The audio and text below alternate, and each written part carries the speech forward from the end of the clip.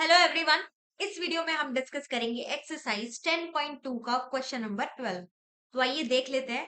Question number 12 बोल रहा है a triangle ABC is drawn to circumscribe a circle of radius 4 centimetre such that the segment BD and DC into which BC is divided by the point of contact D are of lengths 8 centimeter and 6 centimeter respectively. Find the sides AB and AC. Okay. Now अब हमें find क्या करना है, हमें यहाँ पे A B and ए सी की value find करनी है और हमें ये सब चीजें इंफॉर्मेशन गिवन है। तो मैंने यहाँ पे करा क्या है, यहाँ पे मैंने ओ ए को ज्वाइन किया है, ओ सी को ज्वाइन किया है एंड ओ बी को ज्वाइन किया है। ओ डी तो पहले से ही गिवन था। क्या करूंगी मैं यहाँ पे, इसको मान लेती हूँ कि अगर ये डी है इसको मैं पी मान लेती हूँ एंड इसको मान लेती हूँ क्यू। नाउ अब अगर ये पॉइंट सी और बी पॉइंट को अगर तुम देखोगे तो ये जो सी पॉइंट है, सी पॉइंट से सी डी पे एक टेंजेंट ड्रॉ हुआ है और एक सीपी टेंजेंट है।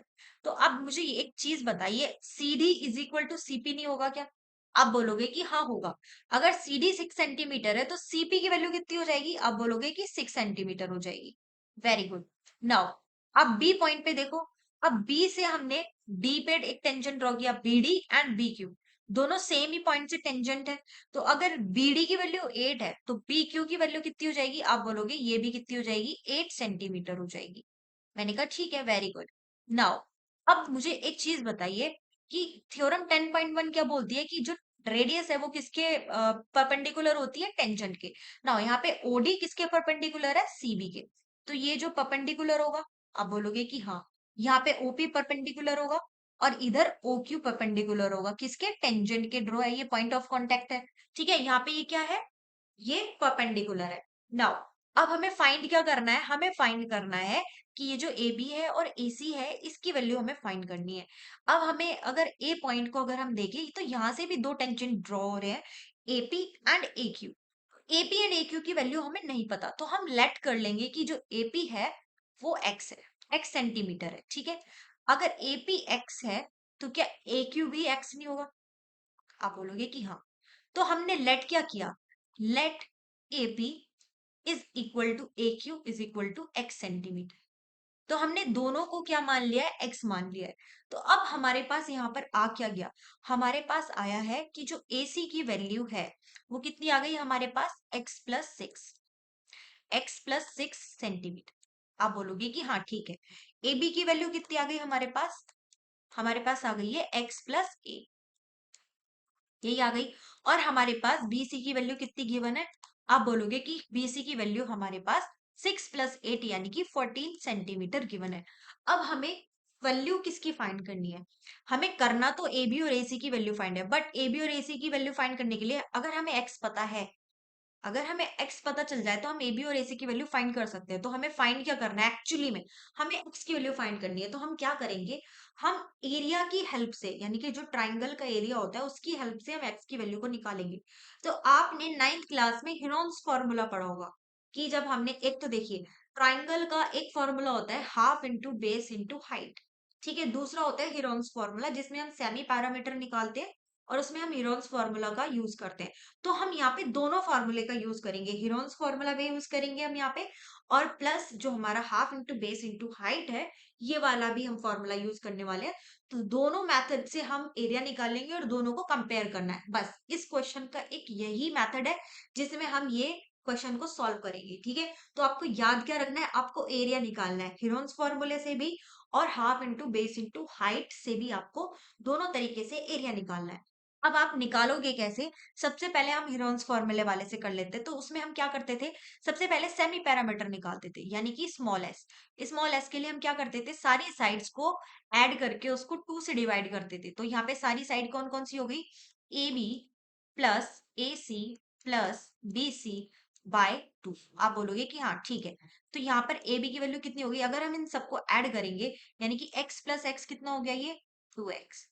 और 6+8 कितना हो जाएगा? 14। 14+14 आप बोलोगे कि 28।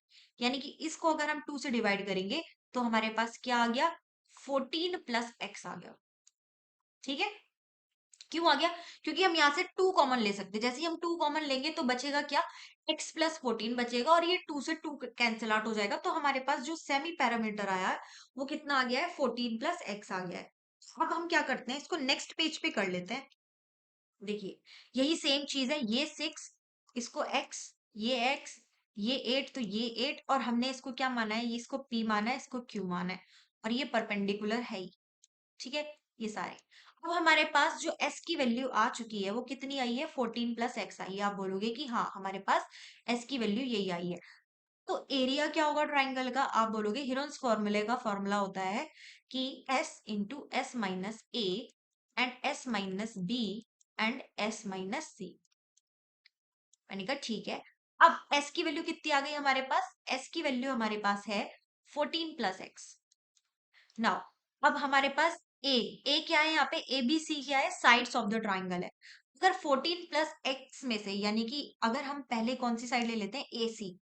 ए सी में से यानी कि ये जो एस माइनस ए अगर करेंगे, यानी कि 14 प्लस एक्स में से अगर हम क्या माइनस कर रहे हैं? एक्स प्लस 6, यानी कि एक्स माइनस 6। तो यहाँ से एक्स कैंसल आउट हो गया। ठीक है, 14 में से 6 गए, कितने बचेंगे? आप बोलोगे कि 8 बचेंगे। ठीक है, ये बारी बारी से हम सारी उसको माइनस करेंगे साइड्स को। ठीक है, एस माइनस बी करेंगे, अब की बार हम ए बी ले लेते हैं। तो यानी कि 14 प्लस एक्स में से अगर हम एक्स प्लस 8 को माइनस करते हैं, माइनस देखो अंदर मल्टीप्लाई हो रहा है इसलिए दो दो बार माइनस आ रहा है। यहाँ पे एक्स से एक्स गया, यानी कि 14 में से 8 गए, तो कितने बचेंगे? आप बोलोगे कि यहाँ पे 6 आ गया। ठीक है, अगर ऐसे ही सेम एस माइनस सी करे, यानी कि 14 प्लस एक्स में से अब की बार हम क्या माइनस करेंगे? ये बीसी साइड को माइनस करेंगे, यानी कि 14। यानी कि 14 से 14 कैंसल आउट, यहाँ पर क्या आ जाएगा? एक्स आ जाएगा। तो हमारे पास वैल्यू कितनी आ गई? अब अगर इसको हम करें 8 6 जा 48, यानी कि 48 एक्स और ब्रैकेट में क्या बच रहा है हमारा? 14 प्लस एक्स और रूट। तो ये क्या आ गई? हमारा एरिया आ गया। अभी इसको सॉल्व नहीं करना, इसी को हम क्या मान लेंगे? इसको हम इक्वेशन 1 मान लेंगे। ये आ गया हमारा हीरोन्स फॉर्मूले से। हीरोन्स फॉर्मूले से हमारा क्या आ चुकी है? ये एरिया आ चुका है। अब हम दूसरा फॉर्मूला भी लगाएंगे। कौन कौन सा फॉर्मूला लगाएंगे हम? Half into base into height.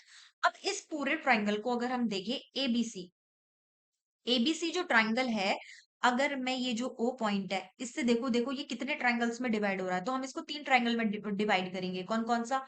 ये देखो, triangle O B C and O B A and O A सी।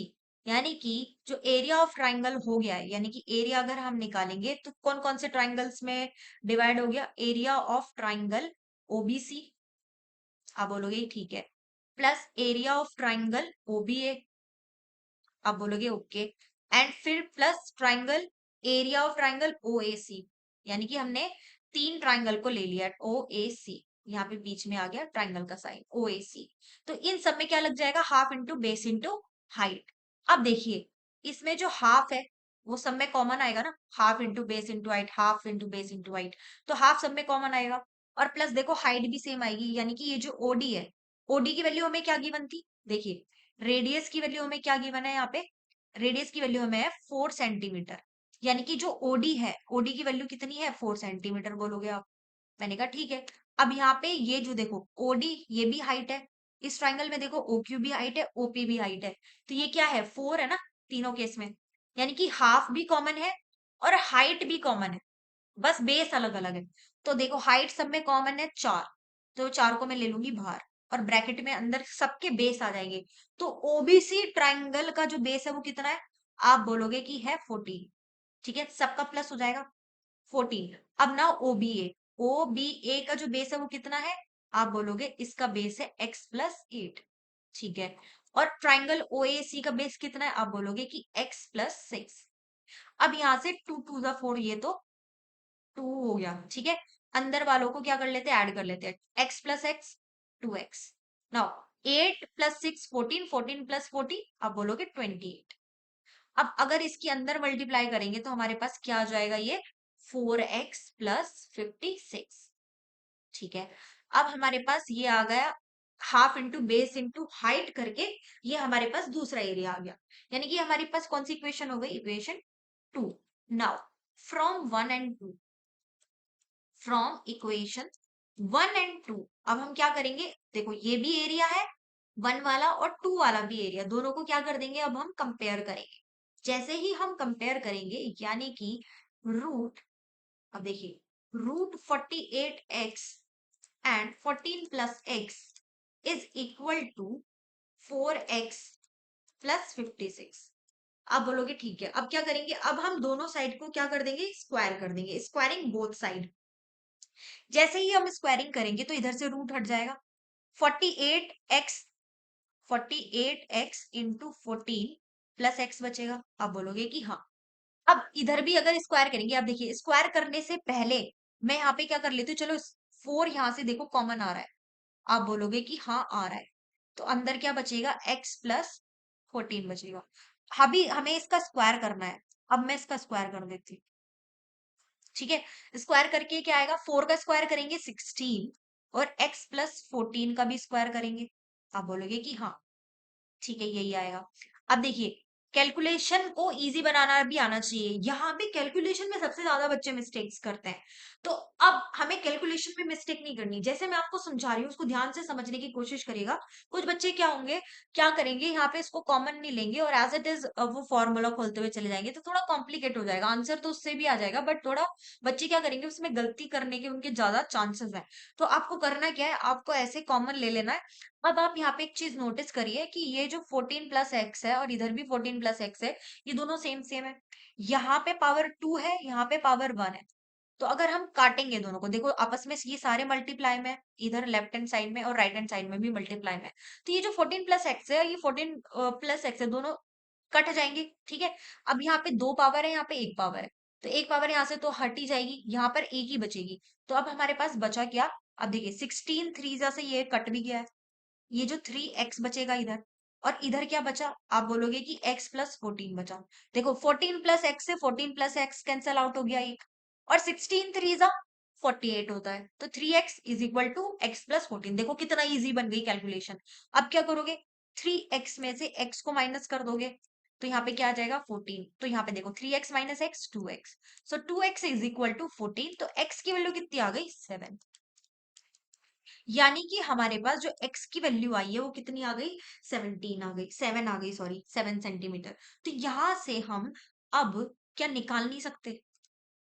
अब मुझे ये बताओ, क्या अब हम यहाँ से ए बी और ए सी की वैल्यू नहीं निकाल सकते। ए बी की वैल्यू क्या हो जाएगी, आप बोलोगे कि ए बी की वैल्यू x प्लस 8 है, तो x की वैल्यू हमारे पास 7 आ गई, तो 7 प्लस 8 कितना होता है, आप बोलोगे 15 सेंटीमीटर। तो ए बी की वैल्यू कितनी आ गई हमारे पास, 15 सेंटीमीटर आ गई। और ए सी की वैल्यू क्या है हमारे पास, आप बोलोगे x प्लस 6। सो अगर 7 प्लस 6 करोगे तो कितना आएगा, 13 सेंटीमीटर। यानी कि ए सी की वैल्यू हमारे पास कितनी आ गई, 13 सेंटीमीटर आ गई। देखा, हमने हमने ज्यादा सॉल्व भी नहीं करा। ठीक है, हमने स्मार्ट वर्क किया और हमारा स्मार्टली आंसर आ गया। ठीक है, हमने ना, हमें किसी का स्क्वायर निकालने की जरूरत पड़ी ना कुछ, वो अपने आप ही कैंसिल आउट होता हुआ चला गया। तो आपके सिलेबस में इतना कॉम्प्लिकेट जो कैलकुलेशन है वो देगा भी नहीं, आप खुद ही बनाते हो उसे। ठीक है, तो ये था हमारा क्वेश्चन नंबर 12 का सॉल्यूशन। आई होप आपको समझ आ गया होगा। इसको अगर नहीं आया है समझ में, तो आप दोबारा से वीडियो देखिए, उसको समझिए, प्रैक्टिस करिए। इतना हार्ड नहीं है, बहुत इजीली तरीके से ये क्वेश्चन हो जाता है और बहुत इंपॉर्टेंट है आपके बोर्ड एग्जाम्स के लिए। So thank you so much.